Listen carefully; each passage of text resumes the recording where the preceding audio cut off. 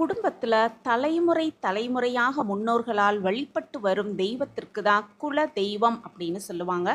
எத்தனை தெய்வங்களை நம்ம வழிபட்டாலும் கூட குல தெய்வத்தை வழிபட்டு அந்த தெய்வத்தின் அருளை பெறுவது அப்படிங்கிறது ரொம்பவே ஒரு முக்கியமான விஷயம்.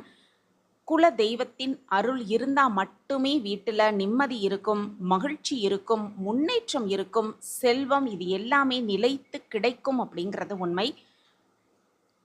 குலத்தை காக்கும் குல தெய்வம் அப்படின்னு சொல்லுவாங்க. அந்த குல தெய்வ கோவிலுக்கு போய் வழிபாடு செய்ய வேண்டிய சிறந்த நாள் என்ன அப்படிங்கிறத பற்றி இந்த பதிவில் நம்ம தெரிஞ்சுக்கலாம்.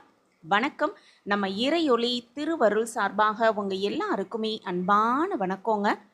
குல தெய்வத்தை முன்னோர்கள் வழிபட்ட முறையை நம்மளும் பின்பற்றி அதனை அப்படியே வழிபாடு செய்வது அப்படிங்கிறது தான் ரொம்ப ரொம்ப ஒரு முக்கியமான விஷயம்.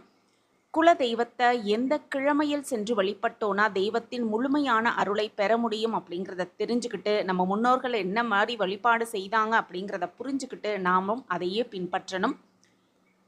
குல தெய்வ வழிபாடு அப்படிங்கிறது ஒரு குடும்பத்திற்கு ரொம்பவே முக்கியமான ஒரு ஒன்று.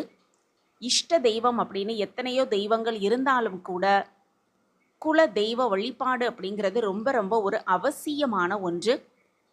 குல தெய்வம் தெரிந்தவங்க குல தெய்வத்தை தாராளமாக வழிபாடு செய்யலாம். ஆனால் சில பேருக்கு பார்த்தோன்னா குல தெய்வமே எனக்கு எதுன்னு தெரியலையே அப்படின்னு நிறைய பேருக்கு குழப்பம் இருக்கும். அப்படிப்பட்டவங்க குல தெய்வத்தை தெரிந்து கொள்ள நினைத்தீங்க அப்படின்னா தினமுமே பூஜை அறையில் நெய் விளக்கேற்றி வைத்து மனதார வழிபாடு செய்யலாம்.